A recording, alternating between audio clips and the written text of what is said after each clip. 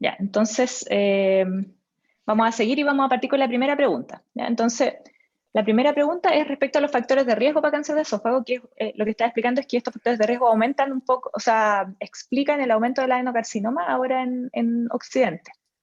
Y la primera afirmación es si el tabaquismo es un factor de riesgo solo para escamoso y no para adenocarcinoma. Segundo, se ha descrito asociación con infecciones virales crónicas, sobre todo en adenocarcinoma. La obesidad no es un factor de riesgo relevante en esófago. Y por último, uno de los principales factores de riesgo de adenocarcinoma es el esófago de Barrett.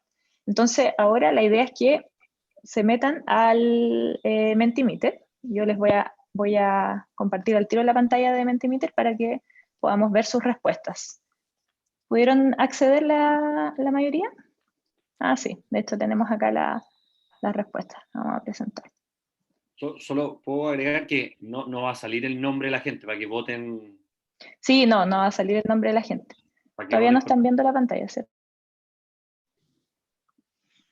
Ahí. Entonces ahí tenemos las respuestas de la primera pregunta, las respuestas que ustedes... pero No sé. solamente hay 4 personas que han respondido. 5, ahora 5. No sé si pueden responder más para que vayamos sumando más preguntas. ¿Se ve o no? Sí, se ve. Ya. Sí, se ve perfecto. Ya, 7 personas han respondido. No sé cuántas personas hay, Benja, como para poder cerrarla en la reunión. Hay 24 personas. Ah, ya. Podríamos esperar a lo mejor 10 que respondieran.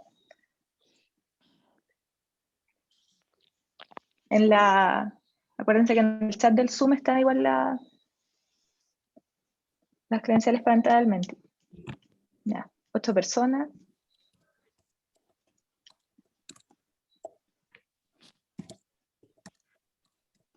Creo que podemos parar ahí. Y claro, efectivamente la mayoría se inclinó por la alternativa de que uno de los principales factores de riesgo de adenocarcinoma de esófago de Barrett, que es la que habíamos marcado como correcta, ¿cierto? Entonces vamos a seguir con la presentación ahora, para ir revisando las otras preguntas.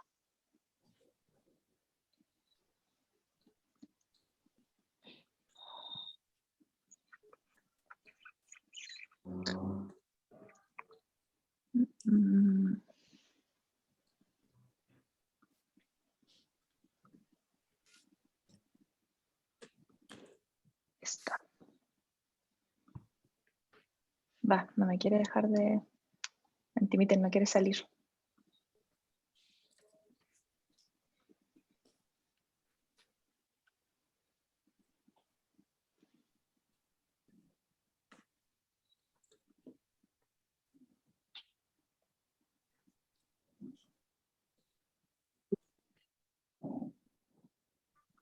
Sorry, les voy a poner al tiro la otra, no sé por qué no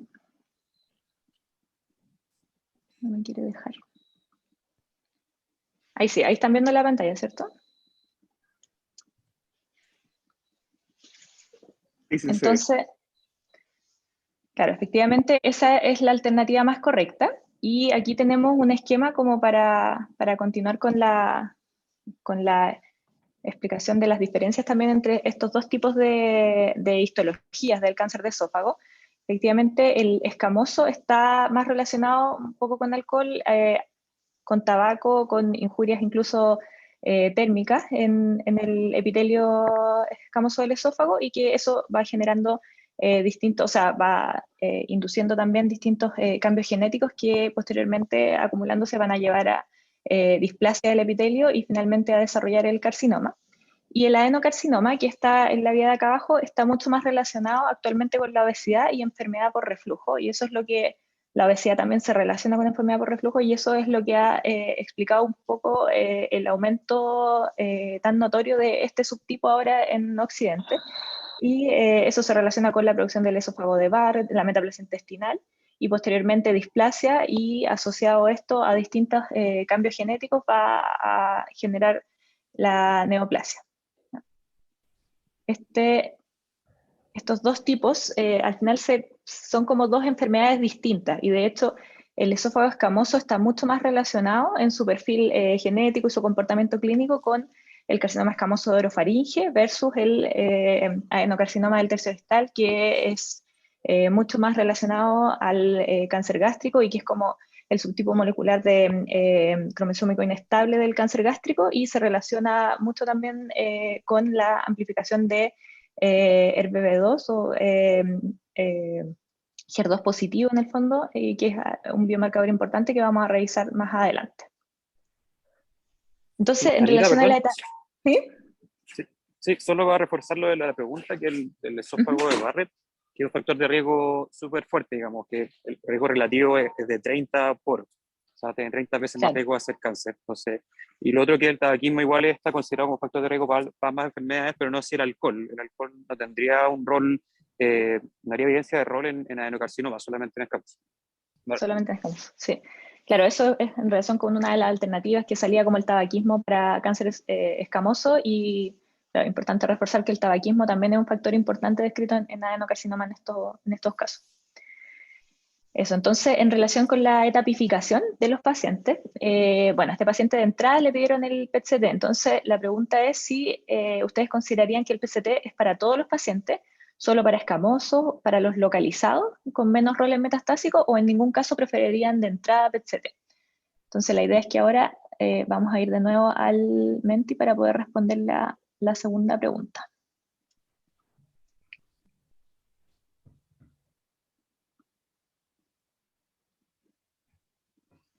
Ahí pueden responder ¿les deja responder la segunda pregunta?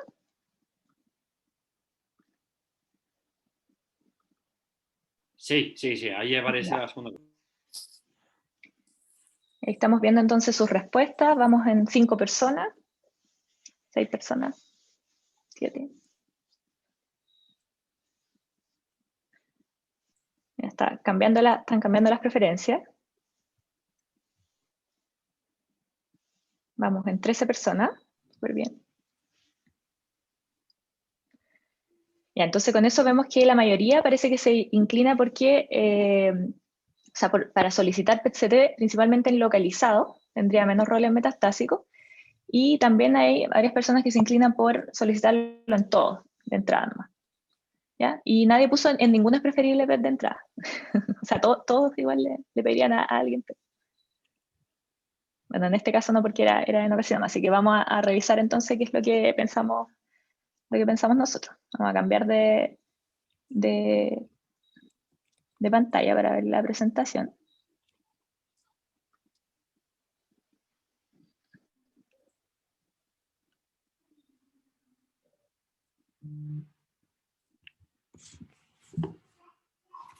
Perdón, que no puedo hacer esto más rápido, pero igual no soy tan...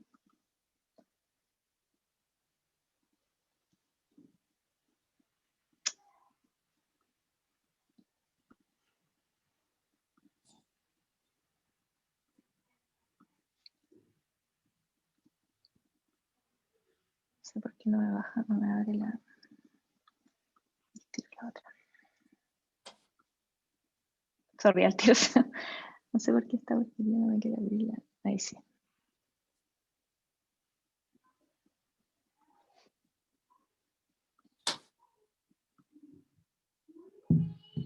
Ya. Entonces, siguiendo con la presentación, lo que pensábamos nosotros es que el PET acá tendría un rol principalmente en los pacientes que tienen un carcinoma esofágico más localizado o localmente avanzado, pero tendría menos roles metastásicos. ¿Ya? Entonces, la etapificación del cáncer de esófago, efectivamente, el test se hace por endoscopía, también hay un rol ahí del ultrasonido endoscópico, también para evaluar las adenopatías locales y las imágenes, y en este caso lo que recomiendan las guías de entrada es escáner, y en algunos casos PET-CT, ¿ya? Tampoco no hay una recomendación universal de pedir PET-CT a estos pacientes. Y sobre todo el PET-CT tendría un rol en los pacientes con cáncer escamoso que fueran operables, porque en esos pacientes se ha descrito que logra un cambio hacia un TNM más avanzado en hasta un 15% de los pacientes. Entonces ahí sería importante pedir un PET, paciente que yo estoy pensando operar. Y en adenocarcinoma, o sea, claramente si es que es una enfermedad que igual está más localizada, tiene un rol, pero si es que es una enfermedad más avanzada, nosotros podríamos solamente diagnosticarla inicialmente con escáner y ahí ya no tendría un rol el PET, porque si es metastásico no vamos a monitorizar nada, o sea, el PET no nos va a cambiar conducta en ese sentido. Y en adenocarcinoma hay cierta estudio ahora respecto a usar PET para monitorizar la respuesta en casos localmente avanzados a quimioterapia neoadyuvante, como que los pacientes que responden en PET, como con disminución de la actividad metabólica, respondedores metabólicos, tendrían mejor pronóstico después en el tratamiento. Pero en enfermedad metastásica, de entrada, no tiene un rol claro el PET versus el scan. No sé si ahí Nacho quiere comentar algo o alguno de los staff, o seguimos con el caso.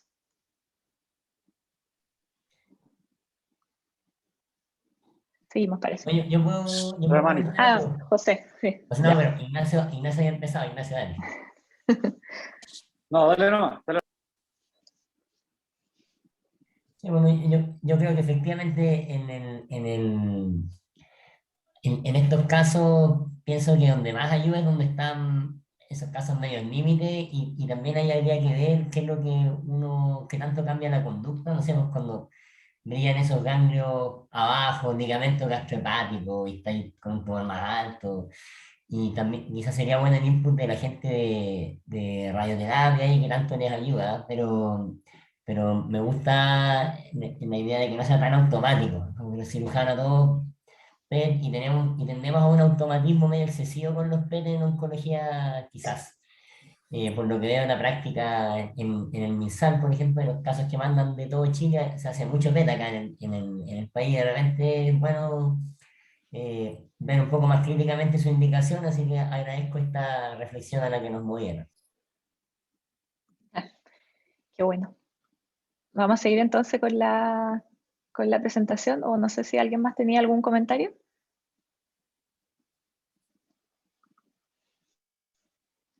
Ya, seguimos entonces. Entonces, bueno, siguiendo con el caso clínico, este paciente en febrero del 2022, recordemos que el PET se había hecho en enero, y en febrero del 2022 ya estaba en afasia. Entonces ahí consultó en el hospital de la Florida, que fue donde se atendió inicialmente, y se instaló una prótesis esofágica endoscópica con buena respuesta.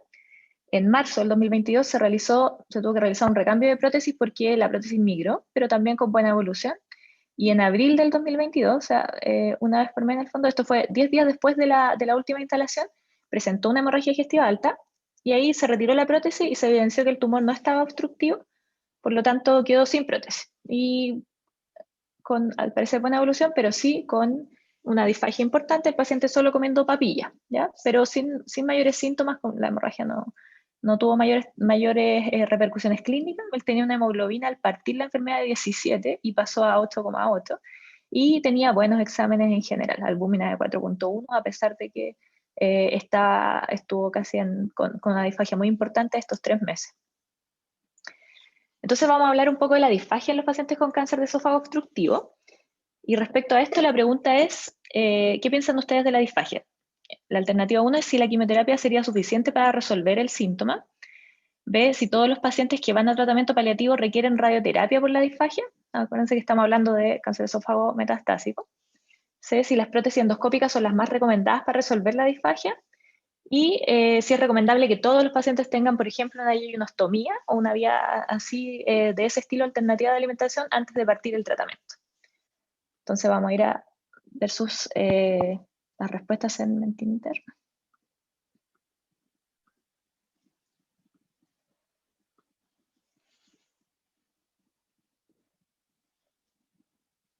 Eso, ¿se pudieron meter a Mentimeter para responder esta pregunta? Sí, esa es la opción. Sí, sí. Ya.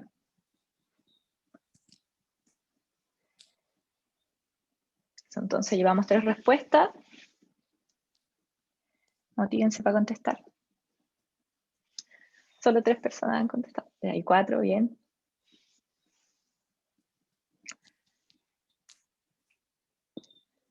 5.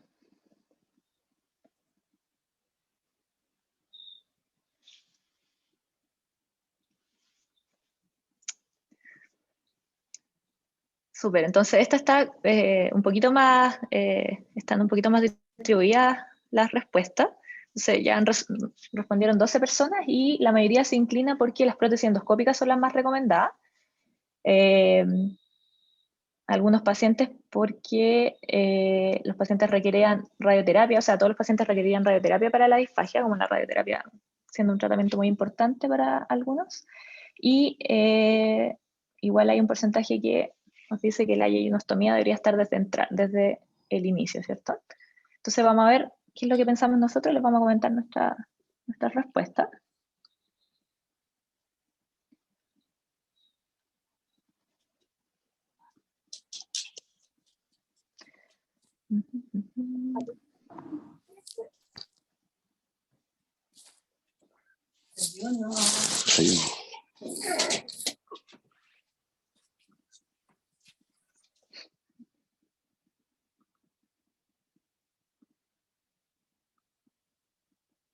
No sé por qué se me salió.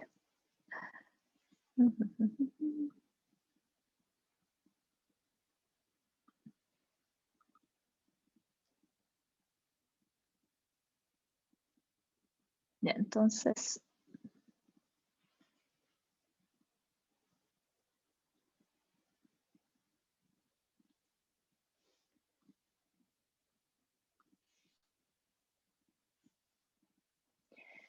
Entonces, la respuesta que nosotros pusimos como correcta es que las prótesis endoscópicas son las más recomendadas para resolver la disfagia, ¿ya? Y esto es porque hay cierta evidencia de esto. De hecho, por ejemplo, hay una revisión Cochrane en el 2014, que es la última respecto a este tema, que incluyó 53 estudios. Dentro de eso hay pocos randomizados, varios estudios chicos, que incluyen una cantidad muy grande de intervenciones para poder resolver la disfagia en estos pacientes, que es una pregunta muy recurrente.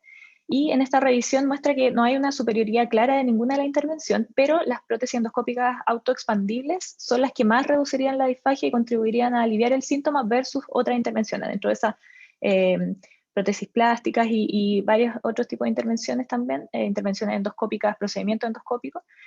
Entonces, esta es una imagen de las prótesis que les estoy comentando, y en esta revisión deslizan que podría haber un beneficio al analizar los estudios de asociar intervenciones, como por ejemplo radioterapia externa más las prótesis autoexpandibles. Ahora, no hay claro beneficio en la calidad de vida ni en el estado nutricional, ya que los estudios como que no tienen como la capacidad de demostrar este tipo de outcomes, y la instalación de esta prótesis son las que tendrían menos complicaciones. Posteriormente a esto, el año pasado salió un estudio que toma como referencia la evidencia derivada de esta revisión y evalúa si es que la radioterapia asociada a la intervención endoscópica podría mejorar aún más la disfagia en estos pacientes y evitar que reapareciera, porque el problema es que lo mismo que le pasó a este paciente, ponen la prótesis y rápidamente el paciente vuelve a tener disfagia u otros problemas. Entonces, esta revisión incluyó 220 pacientes que fueron randomizados a radioterapia externa versus cuidado estándar luego de la instalación de una prótesis esofágica autoexpandible. El 70% de los adenocarcinomas o sea, el 70% de los pacientes tenían adenocarcinoma y era de tercio inferior, como es nuestro caso, y los outcomes vieron deterioros de disfagia, sobrevida, calidad de vida. Y en este caso demostró que la radioterapia en verdad no mejora ninguno de estos desenlaces, la radioterapia asociada a esto. Y el único desenlace que sí mejoraría es que retarda el tiempo al primer evento hemorrágico, como lo que le sucedió a este paciente, pero que en verdad sería un tratamiento porque ellos además hacen un análisis de costo-efectividad que agrega costo y no mejora la efectividad de la intervención. Por lo tanto, en la paliación de estos pacientes uno debería pensar en instalación de prótesis y salvo que tenga, no sé, una hemorragia propiamente tal o algún evento que requiera adicionalmente radioterapia, utilizarla. No sé qué opinan nuestros expertos respecto al tema, tal vez el doctor Mondaca que está ahí conectado, o alguien más quisiera hacer alguna Igual Jason opinión levantó la respecto a mano eso. antes. No sé si Jason tiene Ya. una consulta. Hola Antes de Anita, hola, comenzar. buenos días a todos. Sí, yo tengo Hola, una Jason. pregunta en relación al estudio o el análisis en relación al uso de endoprótesis. ¿Tiene algún detalle, Anita, de cuántas intervenciones debían haberse realizado en el hospital para poder tener como expertise suficiente para poner una endoprótesis? Si dependía de la localización del tumor, porque igual vemos con no poca frecuencia, o al menos en lo que yo viví en la beca, que como le sucedió a este paciente, sucedían muchas complicaciones que retardaban el inicio de terapia. Entonces, no sé si en realidad la instalación de la endoprótesis está sujeta a la localización del tumor, la expertise del centro, hay un número mínimo de intervenciones que realizar para poderla como indicar de una manera tan categórica, ¿no? No sé si alguien tenga más datos. Sí, yo creo que una buena pregunta, que son como los detalles que uno quisiera saber para tomar las decisiones, pero no tengo la respuesta. En realidad, lo que sí, la localización, estos son pacientes, la mayoría de tumores de tercio inferior obstructivo. Eso sí lo puedo comentar, y con disfagia significativa en el fondo, como que por eso van a la intervención, pero no tengo más detalles respecto a o cuántas intervenciones tuvieron que hacer o cuál es la expertise de que uno debiera esperar en el fondo para indicarlo. No sé si alguien más quiere responder. Sí, bueno, recalcar nomás de que todas estas decisiones hay que tomarlas en comité, y si bien la evidencia da cierta orientación, en realidad no son muy heterogéneos los pacientes como para decir de que hay como una receta, y hay pacientes que van a ser mejor para radioterapias, otros para prótesis. Y por ejemplo, la prótesis hay varios elementos que considerar. Uno que obviamente es más operador dependiente, y nos ha tocado ver complicaciones de prótesis, perforaciones de tumor. La migración obviamente puede pasar a cualquiera, pero hay tumores que obviamente son mucho más proclives, sobre todo mientras más esté en la unión gastroesofágica. También a veces quedan mal puestas y pueden quedar contra el estómago y empeorar en el fondo el dolor sobre todo. Y también hay temas de costo-efectividad que hay que tener en cuenta, que no son extrapolables. La radioterapia en Chile en general es bastante barata, sobre todo en el sistema público. Más barata que todo el tratamiento es más barato que una prótesis a veces, así que no son extrapolables los costos que tienen, por ejemplo, hacer radioterapia en Estados Unidos, en Europa. Así que yo creo que es bueno tener orientaciones generales. Y lo otro que les quería decir es que las prótesis en general no están hechas como para estar puestas por mucho, mucho tiempo.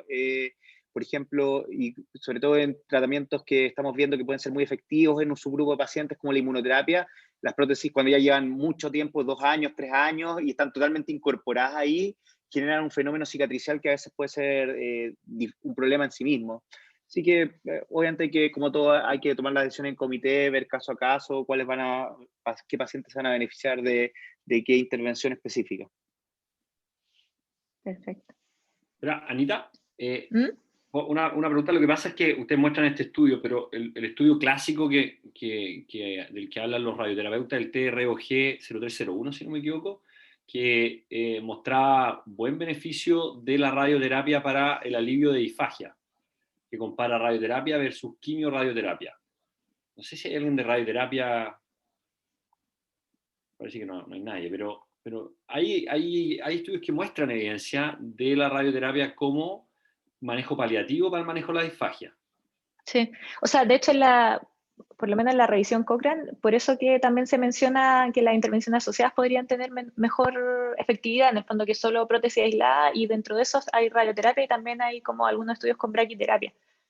Pero no revisé el estudio específico, y después salió este que es del año pasado, entonces por eso lo quise mostrar, pero claro, evidentemente es una decisión que yo creo que es súper compleja y que se debe tomar caso a caso en comité con los expertos. O sea, entiendo que en la práctica clínica, por lo menos cuando me tocó ver pacientes de esófago metastásico, se hacía radioterapia para el manejo de la disfagia.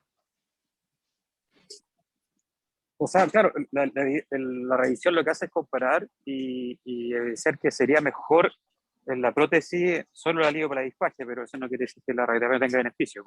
Y además hay que considerar que para el tema nutricional y para calidad de vida no había diferencia tampoco, así que sin duda que es una opción. Lo que pasa es que en el estudio que mostraron, muestran como que la radioterapia no sirve.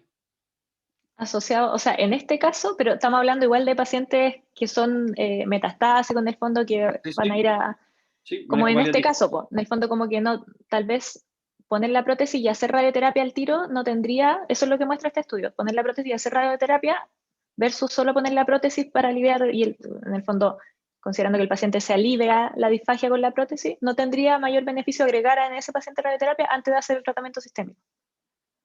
¿Cachai? Pero claro, lo ideal sería que hubiera alguien de radioterapia para comentar, tal vez después lo podemos retomar si es que alguien se incorpora. ¿Les parece que sigamos con el caso? Claro, dale. Ya, entonces, este paciente fue evaluado en marzo del 2022, en el extra sistema también, y se le ofreció un estudio clínico. ¿Ya? Él no había partido de tratamiento, todavía no había sido evaluado en oncología en el Sotero, y se le ofreció un estudio clínico de terapia anti-HER2 más quimioterapia más inmunoterapia. Después fue evaluado en oncología, estaba en ECOG 0, con buen apetito, comiendo papilla, y sin sangrado digestivo, buen tránsito intestinal, pesaba 85 kilos y su peso habitual es 104, o sea, igual había bajado 19 kilos, una talla de 1,76. No era un paciente que se viera débil ni frágil, pero igual había bajado 19 kilos. Entonces ahora vamos a ir a preguntas ya más de terapia sistémica, que serían como las últimas preguntas que nos quedan. Entonces, la primera es en relación a biomarcadores en cáncer de esófago avanzado. ¿A quién le indicaría los siguientes estudios?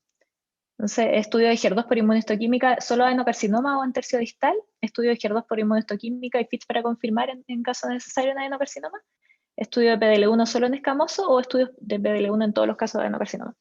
Esto considerando que obviamente tuviéramos todas las posibilidades de tratamiento, para que no consideren ese factor. Entonces les voy a poner en Mentimeter la pregunta para que la puedan resolver.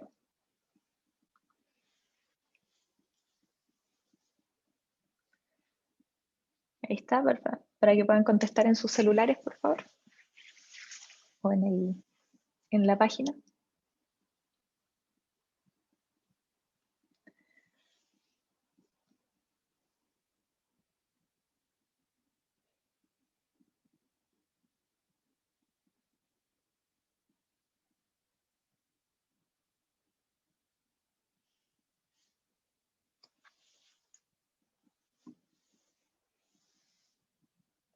Ya, perfecto. Ahí han contestado algunas personas.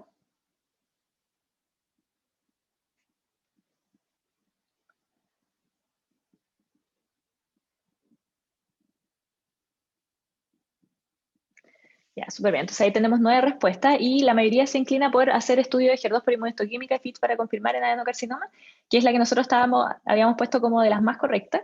Y claro, estudio de PDL1 efectivamente es una posibilidad en los casos de adenocarcinoma. Vamos a revisar a continuación lo de los biomarcadores, pero claro, efectivamente si tuviéramos todas las alternativas, deberíamos hacer la alternativa de tratamiento, deberíamos también hacer estudio de PDL1, ¿cierto? Así que estamos más o menos de acuerdo con las respuestas.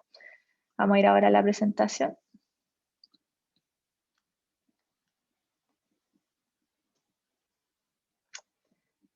Mientras vamos a la presentación, parece que Alejandro Valdés estaba con la mano levantada. Ah, ya. Bueno, por una pregunta anterior, pero puede ser al final, con respecto a radioterapia. Me parece que no ha llegado nadie.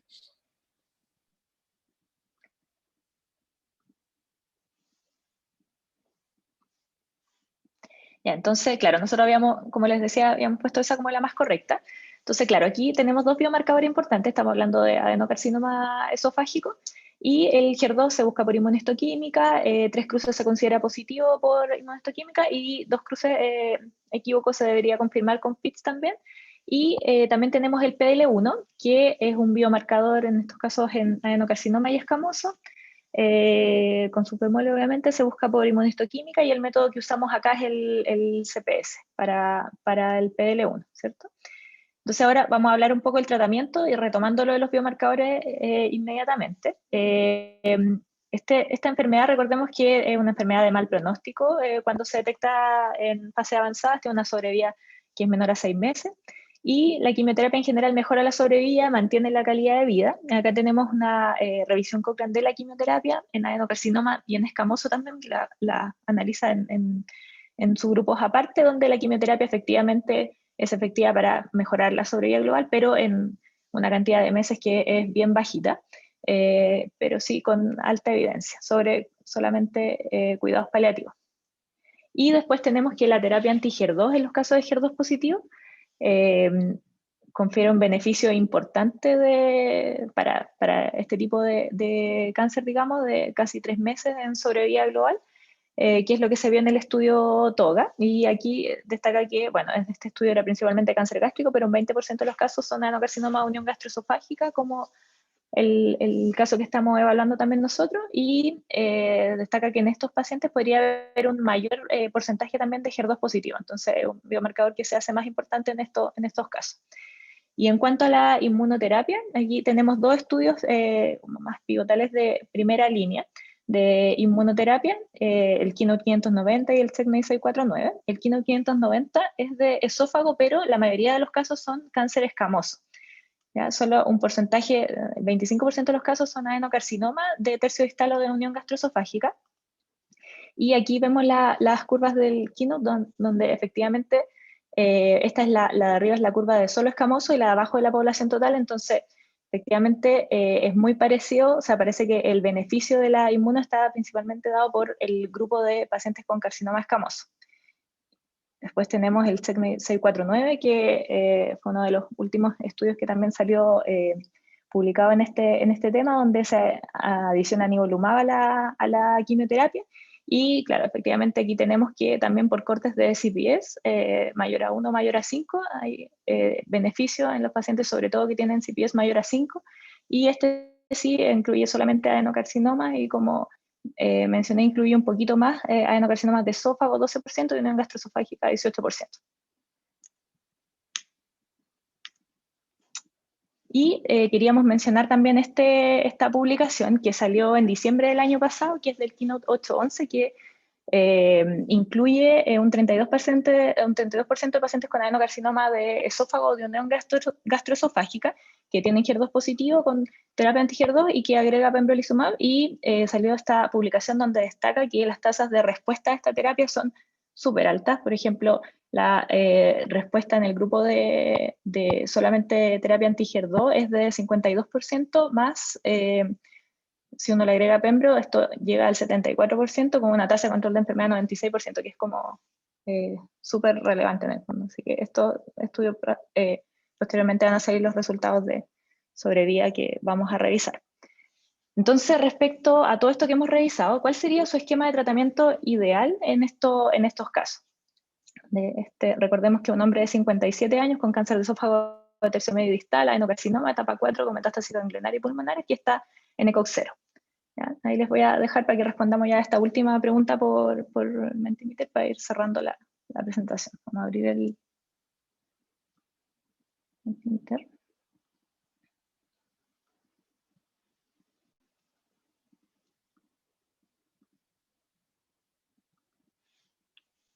Ya, entonces la idea es que contesten en sus celulares.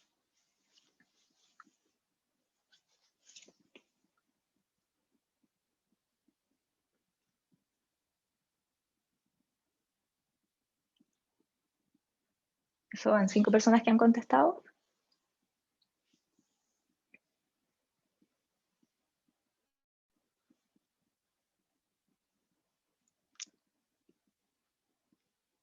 Está peleada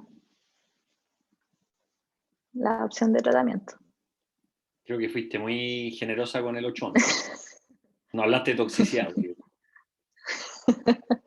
Ahora es que había que ser breve.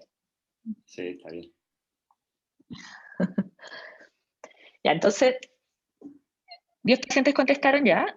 10 pacientes, perdón, 10 personas de la audiencia, 11, 12. Ya, entonces, está igual peleada la respuesta al tratamiento, y la mayoría se inclina por, claro, la duda está entre si agregar nivolumab o no agregar nivolumab, y solamente terapia anti-HER2 más la quimio estándar, que sería FOLFOX o CAPEOX, ¿cierto? Y algunas personas igual se inclinan por dar Taxol-Carbo en este caso. Vamos a ir entonces a la respuesta y a finalizar la presentación.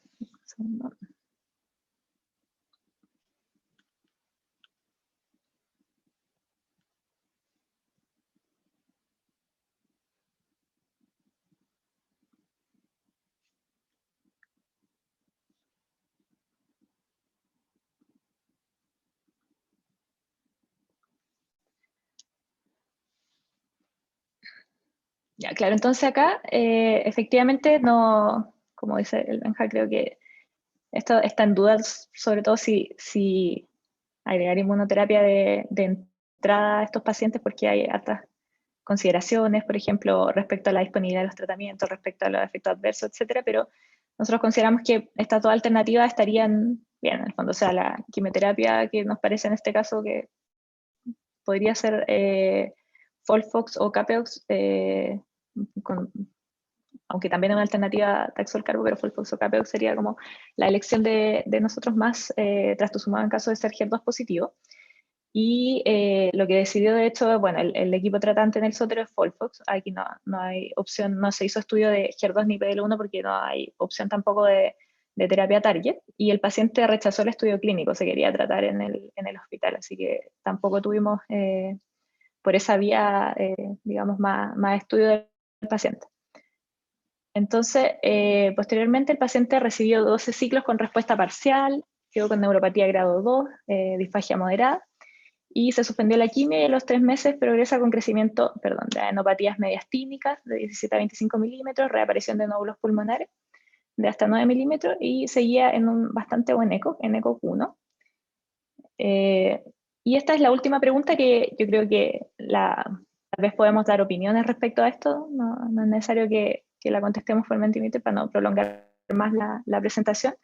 ¿Cuál sería su plan para la segunda línea de tratamiento? Porque aquí también está difícil, no sé si hay una sola respuesta correcta, va a depender un poco de las características del paciente. Recordemos que este paciente quedó con neuropatía residual, está en un buen eco, entonces tal vez sí es para una segunda línea y no cuidados paliativos exclusivos.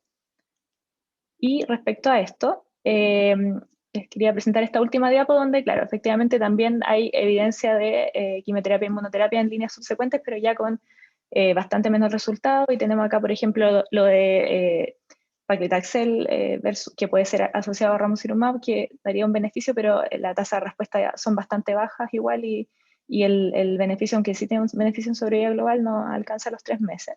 Y tenemos en líneas subsecuentes también, por ejemplo, el Keynote 059, pero que es un fase 2, que incluye adenocarcinomas y que son pacientes que ya son más tratados con 2 líneas de quimioterapia previamente, o el Keynote 181, que el tema es que incluye un porcentaje importante de pacientes con escamoso, y que se usaría pembro a quimio también con un beneficio en sobrevía.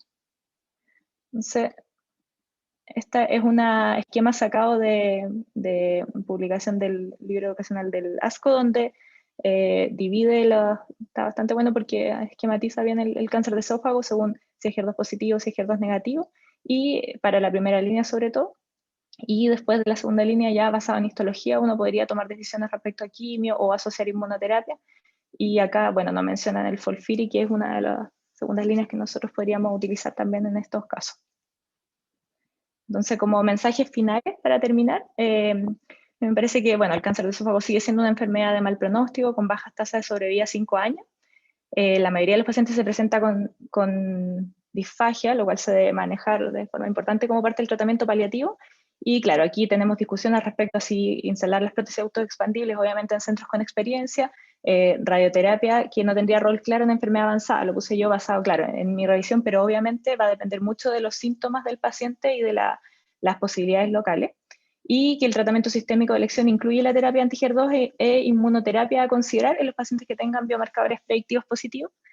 Y claro, aquí el tratamiento combinado con anti-PD1 hasta ahora podría haber demostrado altas tasas de control de enfermedad, pero con resultados que todavía están pendientes por evaluar, basado en las últimas publicaciones. Esa es la presentación. No sé si hay dudas o comentarios. Sí. Solo hacer un comentario que, bueno, que como tú dijiste, el cáncer de esófago metastásico, que es como 40% de los pacientes, sigue siendo mal pronóstico. Hemos visto algunos beneficios significativos con inmunoterapia en pacientes que tienen marcador, pero obviamente con cambios en la sobrevida que no son todavía tan radicales. Y lo que sí es interesante ver qué pasa con algunos subgrupos de pacientes, como son los pacientes con HER2 y que actualmente pudieran ser tratados con inmunoterapia más trastuzumab. Hay estudios de fase 2 que han tenido un cambio bien importante en sobrevida, sobre 24 meses. Hay que ver qué pasa con el 811 los resultados más maduros y también un poco con la toxicidad, como decía Benja. Y otro grupo importante también a considerar, creo que es los que tienen inestabilidad, que bueno, ya sabemos que en segunda línea como aprobación agnóstica, digamos, ya es planteable, pero algunos subgrupos, por ejemplo, el 649, se ha visto que el uso de inmunoterapia combinada con quimio podría tener un beneficio también bien significativo, un cambio sobre vía que es bien radical con respecto a lo que estamos acostumbrados en esófago. Entonces, mantenemos este pronóstico que en general es malo, este cáncer, ¿no es cierto? Pero con algunos grupos que eventualmente podrían beneficiarse de manera muy significativa del tratamiento con terapia matriz.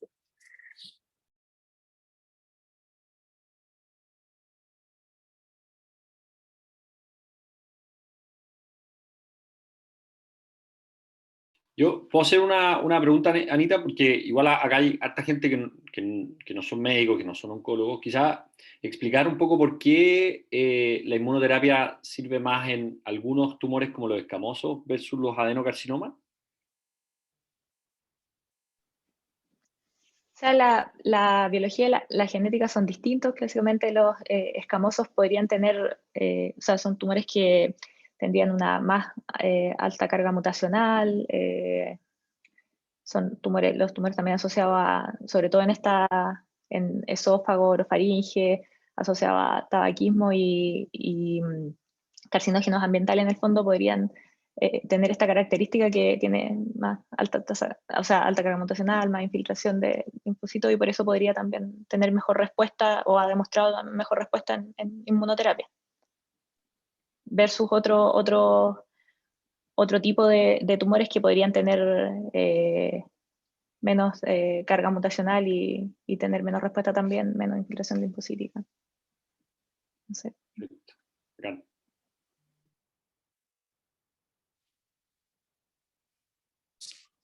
Yo tenía una pregunta con respecto a la radioterapia. A ver, que toca usarla para aliviar síntomas. ¿En cuánto tiempo generalmente ven respuesta? Exactamente que un paciente que tiene una obstrucción completa no se va a demorar un poco su uso.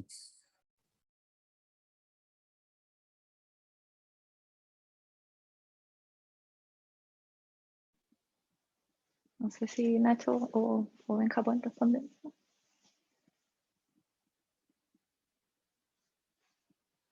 La pregunta es, ¿al cuánto tiempo tenemos respuesta sintomática? Sí. Con radioterapia, por ejemplo. Sí, porque pensando que no va a ser una respuesta rápida, la radioterapia se demora en tener efecto. Entonces, en pacientes, cuando uno esperaría ver una respuesta, para el urgente manejo de efecto, por ejemplo, para una ionostomía, ¿cuánto tiempo le voy a dar? No sé si hay pensando más que nada en el sistema público, que las prótesis se ven bien lejanas. Sí. A este paciente le pusieron varias prótesis en la Florida y no se pensó, que es algo que no aclaré, pero no se pensó en una yeyunostomía de entrada porque igual estaba en buena condición, o sea, había tenido respuesta a la terapia endoscópica, estaba comiendo papilla bien, había bajado de peso, pero en el último tiempo se había estabilizado, entonces tampoco parecía como que tuviera indicación de instalar una, y no se iba a hacer radioterapia ahora por una terapia local en el fondo, que podría ser algo que condicionara que sí o sí tuviéramos que instalar una vía alternativa de alimentación. Iba a ir solo a quimio.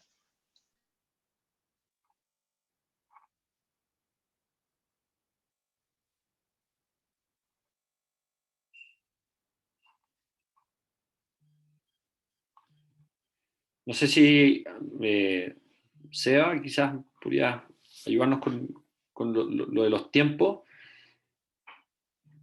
En tu experiencia, por ejemplo. ¿Se refieren a la radioterapia versus una prótesis?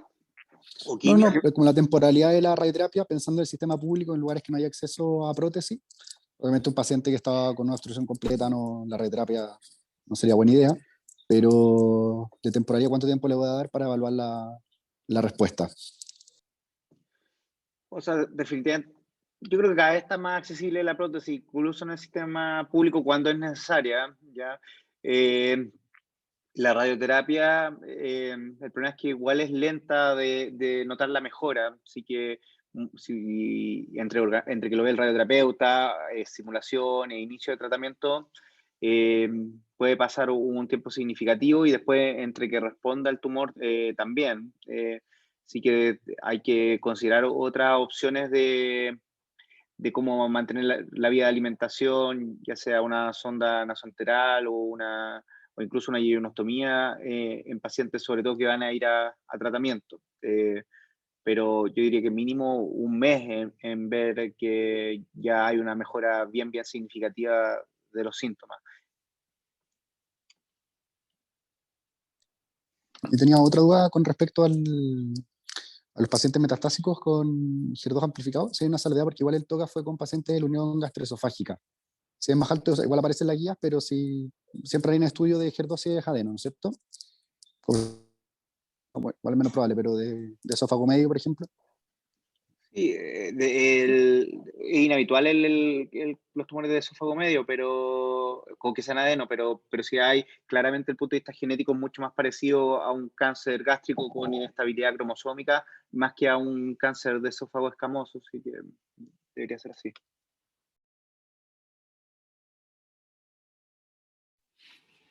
Eso, no sé si hay más preguntas. Siendo las 9:30, quizás lo dejamos hasta acá, Anita, ¿te parece? Sí, por supuesto. Ya, entonces, bueno, muchas gracias a Anita y a Ignacio por la presentación.